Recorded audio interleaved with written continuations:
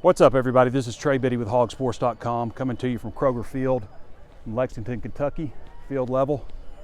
And Arkansas blew it.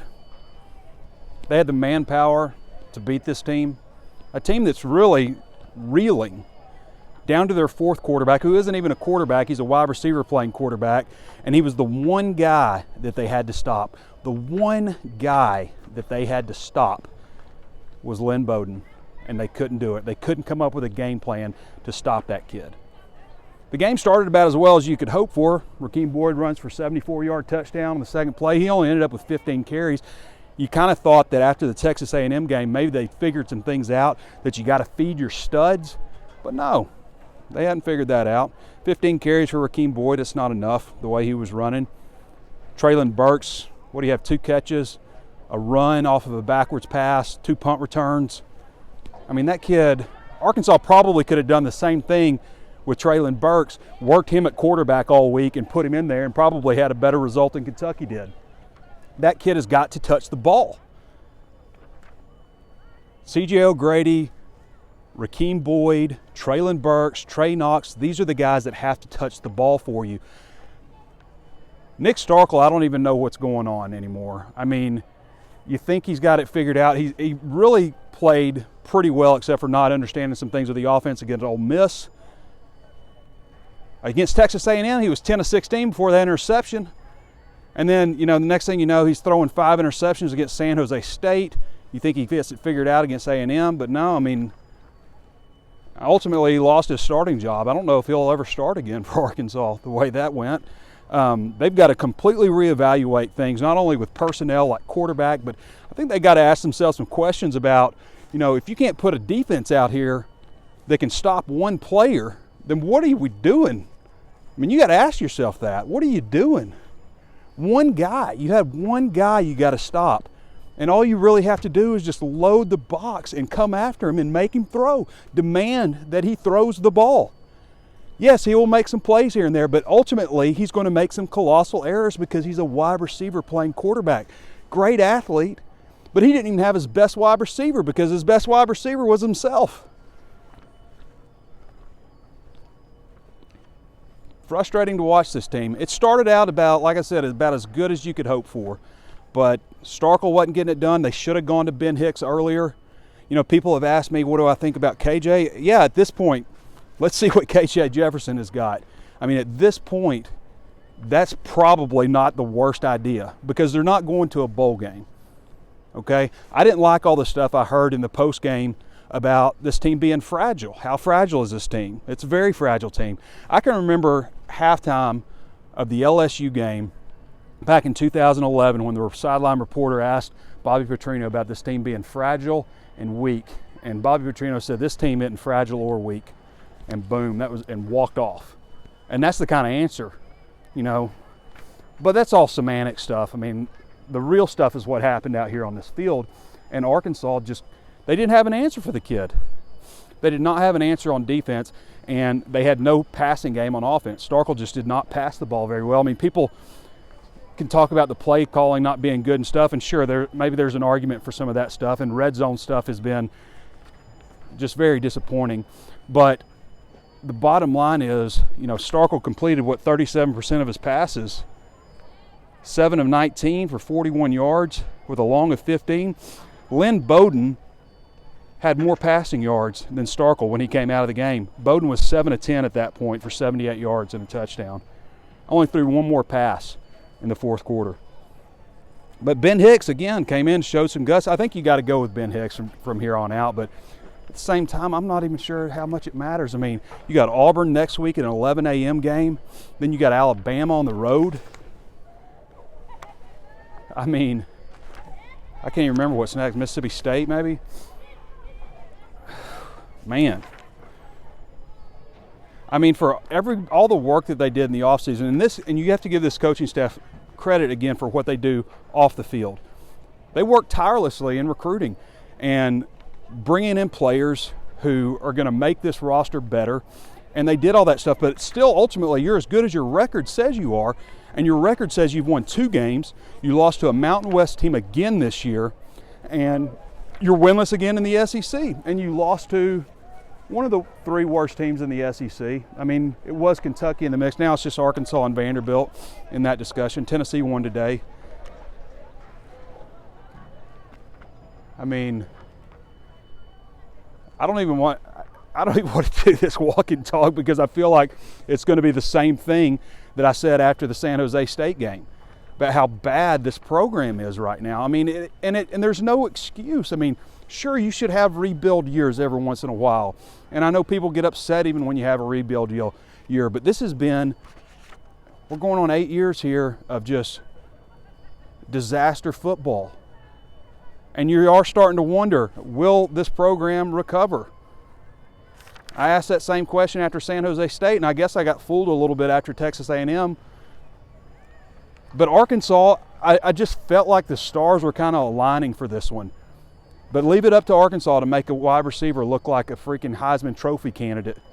And he's not going to do that against anybody else. I think they play Vanderbilt still, so maybe he does it against Vanderbilt. But the situation was perfect. It was ripe for the taking. This was your opportunity. That was the video that I did on Thursday was, this is your chance, Arkansas. This is it. And you should have won this one. You got really bad play from your quarterback, and their 4th-string quarterback, converted wide receiver, outplayed everybody and was unstoppable. And again, all you had to do was just come after him, just relentlessly. And Chad said that they did in the postgame and the last drive or two. I was down here and I didn't see. But the whole game, that's the thing you do from the start, right off the bat. You're not running on us. We're bringing everything. We're bringing the house. We don't care if you throw a pass and beat us. That's what it has to be, because he's going to make enough mistakes. He's not a good passer. He's not a quarterback in that sense. I just don't understand what the game plan that Chavis was putting together. I don't understand. And we can talk about not having the players, and players are young and stuff. This is another game that they should have won, that they easily could have won. And there were things, I mean, you knew what was going to happen. You knew when things took a turn in this game that it was over, that they weren't coming back from it. You knew when that happened. You felt good early. I mean, the game could not have started better than it started off. Rakeem Boyd only ended up with 15 carries. His first 6 carries, he had 104 yards. Yeah, I don't know what to tell you guys, but I know you're used to it. It sucks being used to losing, doesn't it? And then another kick in the seat.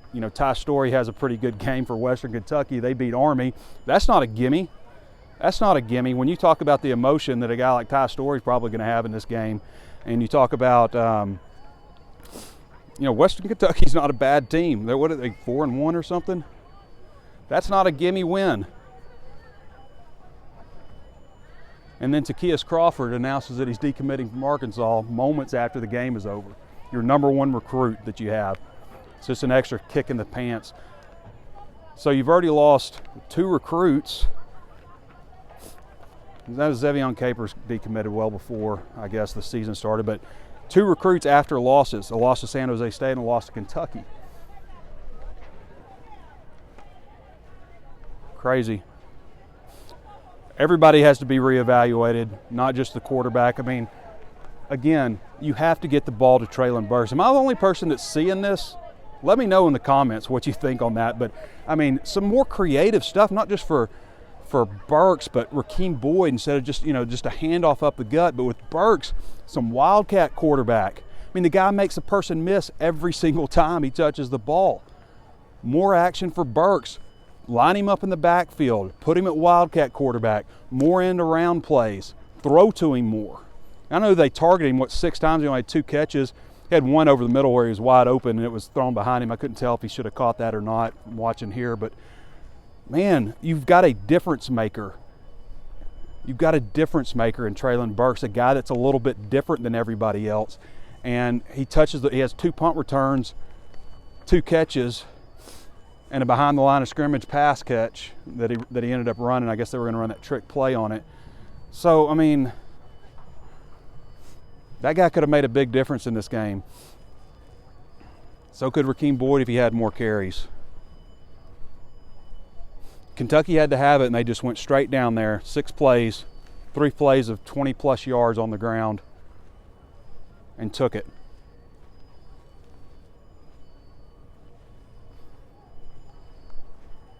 Arkansas football. Crazy.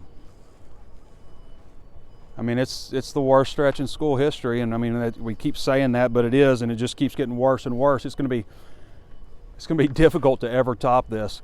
I don't know what point Arkansas is going to turn things around and turn the corner. At some point, it's going to happen, but I don't see how. I don't know how that's going to work out.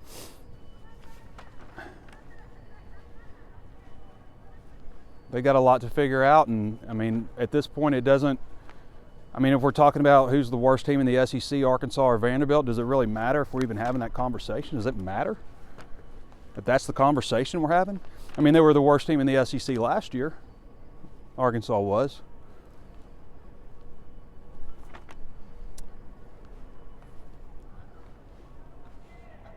Guys, I don't know what else to say. I'm running out of content for losses. I'm literally running out of things to bitch about. That's what it's come down to. It's a nice stadium. I had a pretty good time in Lexington. I felt like things were kind of jiving up from the universe. Some good parking spots. I just walked into Keeneland, the racetrack here, in the 3rd race yesterday, and put money on the biggest long shot in the race, and it hit. It won $130. I was like, things are going well here in Lexington. Had some fun out on the town last night. Felt like things were gonna go a certain way, but yeah, I'm just stupid, I guess. I don't know what I'm talking about, so why are you guys listening to me? All right, everybody, we'll be back Monday. I keep saying it's not the end of the world, it just feels like it, but man, I mean, the rest of this season, it's not like they're about to just turn this thing around. It's not like they're just going to be like, gut check time, guys. Get in here and let's get this thing righted. Auburn's next. Alabama's after that. I mean, what's this team look like after Alabama? What does this team look like after Alabama? Is this gut check time? I mean, this was your opportunity to build some momentum heading into a really tough stretch. This was the game. This was it. You had 2 weeks to prepare, get healthy, get some things figured out, and Starkel ended up playing his 2nd worst game of the season, and you couldn't stop one guy that they had, one guy who was making his first start ever at quarterback after playing wide receiver previously and Wildcat quarterback. That's what just happened in here. It's not like this kid's going to go off against these other teams. Again, maybe Vanderbilt, but I mean, I know Kentucky fans got to be feeling good right now, but I don't think that's a long-term answer for you at quarterback. I mean, that's about as basic an offense as you could expect. About as basic as you could expect. All right, everybody, I'm wrapping it up. It's late. It's 1:44 in the morning here in Lexington. I'm walking around the stadium like an idiot, talking to myself. But I want to thank you guys for listening. Thank you guys for tuning in to HawgSports. We certainly appreciate you. Appreciate all the support. Razorback fans are hungry for a win. I know that. Tired of losing. Someday. All right, everybody. I want to thank you for joining me. This has been Trey Biddy with HawgSports.com and in the Walk and Talk. We'll be back Monday.